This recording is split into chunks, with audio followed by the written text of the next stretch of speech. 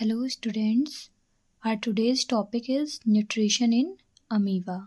So हमने last video में पढ़ा था जो हेट्रोट्रॉपिक मोड ऑफ न्यूट्रिशन है उसके 3 टाइप्स होते हैं, saprophytic, parasitic and holozoic mode of nutrition. So जो अमीबा है वो होलोजोइक मोड ऑफ न्यूट्रिशन को फॉलो करता है। अब अमीबा क्या है? अमीबा एक यूनिसेलुलर ऑर्गेनिज्म है। अब यूनिसेलुलर का मतलब क्या हुआ? यूनि मतलब सिंगल, तो जो अमीबा है वो एक सिंगल सेल वाला ऑर्गेनिज्म है जिसमें ओनली 1 सेल प्रेजेंट होती है। ठीक है, अब अमीबा कौन से मोड ऑफ न्यूट्रिशन को फॉलो करता है? होलोजोइक को। होलोजोइक को ह्यूमंस भी फॉलो करते हैं, अमीबा भी फॉलो करता है। और मैंने कल एक क्वेश्चन किया था पैरामीशियम, तो पैरामीशियम भी होलोजोइक मोड ऑफ न्यूट्रिशन को ही फॉलो करता है। ठीक है, अब अमीबा भले ही सिंगल सेल वाला ऑर्गेनिज्म है लेकिन पूरे के पूरे 5 प्रोसेस जो होलोजोइक मोड ऑफ न्यूट्रिशन में है वो अमीबा फॉलो करता है। कौन कौन से प्रोसेस होते हैं वो? First ingestion, digestion, absorption, assimilation and egestion, सारे के सारे प्रोसेस अमीबा फॉलो करता है। अब फर्स्ट डायग्राम में हमें शो हो रहा है स्टेप फर्स्ट, जिसमें जो अमीबा है वो मूव कर रहा है किसकी तरफ? एक फूड पार्टिकल की तरफ। ठीक है, अब जब अमीबा फूड पार्टिकल की तरफ जाता है तो अमीबा में कोई भी माउथ वगैरह नहीं होता उसको इनटेक करने के लिए। जो अमीबा है वो अपनी बॉडी से ही एक हैंड लाइक स्ट्रक्चर बनाता है जिसे क्या बोला जाता है? स्यूडोपोडिया। ठीक है, अब इस स्ट्रक्चर की हेल्प से अमीबा अपने फूड को इनटेक करता है।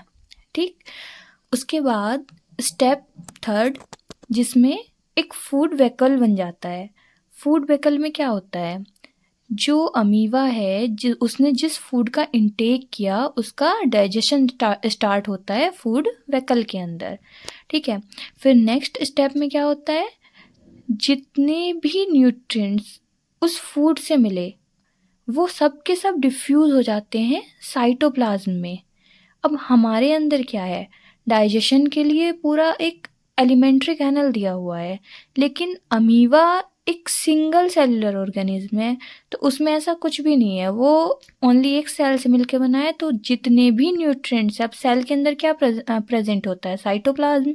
तो जितने भी न्यूट्रिएंट्स हैं वो साइटोप्लाज्म में क्या हो जाते हैं? डिफ्यूज़ हो जाते हैं। अब जब सारे न्यूट्रिएंट्स उस खाने से एब्जॉर्ब हो गए तो क्या बचा? सिर्फ वेस्ट बचा। अब अमीबा क्या करेगा? उस वेस्ट को एक्सपेल्ड कर देगा अपनी बॉडी से।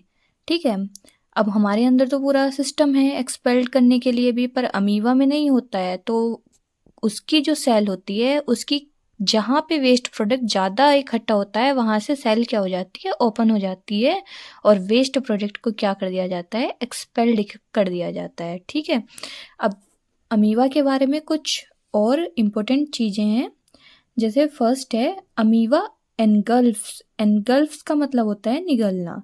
तो जो अमीबा है वो फूड पार्टिकल को कैसे निगलता है? क्योंकि अमीबा का कोई माउथ नहीं होता। ठीक है, तो अमीबा क्या करता है? एक स्ट्रक्चर बनाता है जो अभी मैंने बताया था, स्यूडोपोडिया।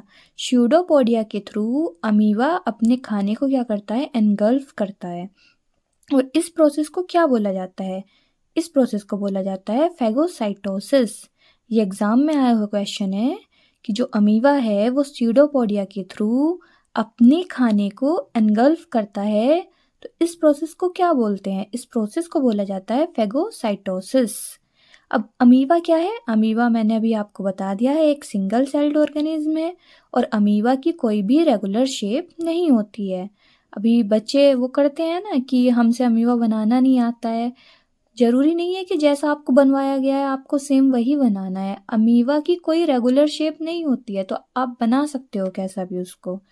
एंड नेक्स्ट है कि अमीबा कहाँ रहता है? अमीबा वाटर में प्रेजेंट होता है और वो फीड करता है वाटर में प्रेजेंट प्लांट्स को और एनिमल्स को। और कौन से मोड ऑफ न्यूट्रिशन के through? Holozoic mode of nutrition के थ्रू। ओके, और नेक्स्ट वीडियो में हम पढ़ेंगे ह्यूमन डाइजेस्टिव सिस्टम। लास्ट में आप सबके लिए एक क्वेश्चन है, पावर हाउस ऑफ सेल किसको बोला जाता है? So comment your answer.